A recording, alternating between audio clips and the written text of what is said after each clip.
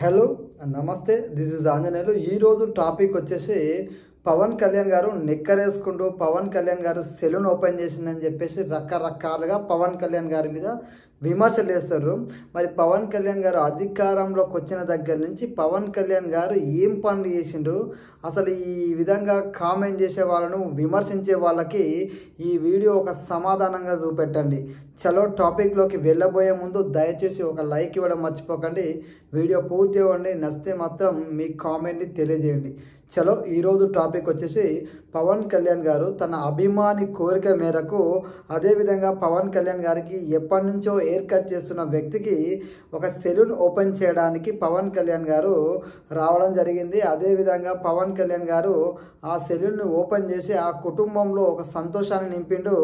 తనను నమ్ముకొని తనను అభిమానించే వాళ్ళకు ఒక అండగా ఉంటా అని చెప్పేసి క్లియర్ కట్గా ఆయన ఒక మెసేజ్ అయితే పంపించాడు. అదేవిధంగా పవన్ కళ్యాణ్ గారు అంగు ఆర్భాటాలకు పోకుండా ఒక షార్ట్ మీద ఒక టీషర్ట్ వేసుకొని ఒక షార్ట్ వేసుకొని వచ్చి మరి అభిమానికి అండగా నిలబడ్డాడు. అలాంటి వ్యక్తి అదే రోజున పవన్ కళ్యాణ్ గారు దాదాపు 300 పైన ఎవరైతే విద్యుత్ కార్మికులు ఉంటారో ఆ విద్యుత్ కార్మికులందరికీ వచ్చేది వర్షాకాలము, కరెంటు పోలు విరిగి పడుతుంటాయి, కొండ చర్యలు విరిగి పడుతుంటాయి, చెట్లు విరిగి పడుతుంటాయి, కరెంటు తీగలన్నీ నేల మీద పడిపోతాయి, ఏదో ఒక రకంగా కరెంట్ షాక్ తగిలి వాళ్ళు ప్రమాదానికి గురయ్యే అవకాశం ఉంటుంది, అవసరమైతే వాళ్ళ ప్రాణాలు పోయే ప్రమాదం ఉంటుందని వాళ్ళందరికీ సొంత నిధులతోటి 16 లక్షల రూపాయలు వెచ్చించి వాళ్ళందరికీ సేఫ్టీ కిట్లు అందించిండు, ఎలాంటి విద్యుత్ షాక్ గురి కావద్దని.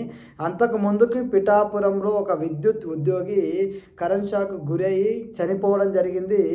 ఆ కుటుంబంలో ఆ వ్యక్తిని కోల్పోయిన తర్వాత ఆ కుటుంబం బాధను చూసిన పవన్ కళ్యాణ్ గారు ఇంకా ఏ విద్యుత్ ఉద్యోగి కరెంట్ షాక్ బలి కావద్దు అని చెప్పేసి వాళ్ళందరికీ 16 లక్షల రూపాయలు వెచ్చించి సేఫ్టీ కిట్ ఇచ్చిండు.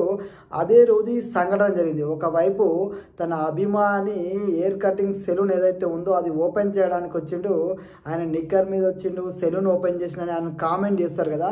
అదే రోజు దాదాపు 350 మందికి పైన ఎవరైతే విద్యుత్ ఉద్యోగులు ఉంటారో వాళ్ళందరి ప్రాణాలకి ఎలాంటి ప్రమాదం జరగకుండా సేఫ్టీ కిట్లను అదే రోజు 16 లక్షలు వెచ్చించి అందించిండు. మరి ఇదెందుకు వాళ్ళకి కనబడడం లేదనేది ఒక్కసారి ప్రతి ఒక్కరూ ఆలోచన చేయాలి. అంతెందుకు స్వతంత్రం వచ్చిన దగ్గర నుంచి ఇప్పటిదాకా ఏదైతే పార్వతీపురం అనే మన్యం ప్రాంతం ఉంటుందో అలాంటి మన్యం ప్రాంతానికి నక్సల్ ఏరియాకి పవన్ కళ్యాణ్ గారు చెప్పులు లేకుండా కాలినడకను నడుచుకుంటూ పోయి అక్కడ ప్రజల బాధలు తెలుసుకున్నాడు. వాళ్ళందరికీ రోడ్డు, విద్య, అదేవిధంగా కరెంటు సదుపాయాన్ని కల్పించి ఇప్పటిదాకా భారతదేశంలో ఏ రాజకీయ నాయకుడు చేయలేని పని ఆయన చేసి చూపించిండు.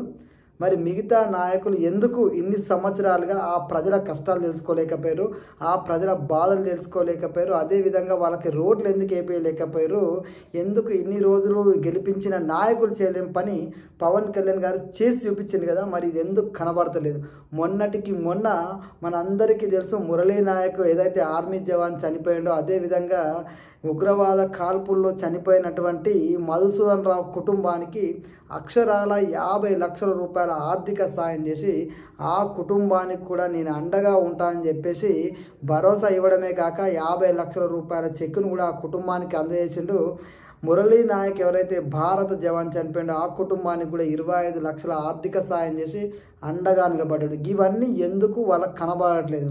సో ప్రజలు ఆలోచన చేయాలి. పవన్ కళ్యాణ్ గారు ఏదైనా మంచి పని చేస్తే అది మాత్రం జనాలకు కనబడకుండా ఏదో వీళ్ళు చేసే ట్రోల్స్ కానీ కామెంట్స్ కానీ పవన్ కళ్యాణ్ గారిని ఒక్కొక్క మెట్టు ఇంకా పైకే ఎక్కిస్తాయి.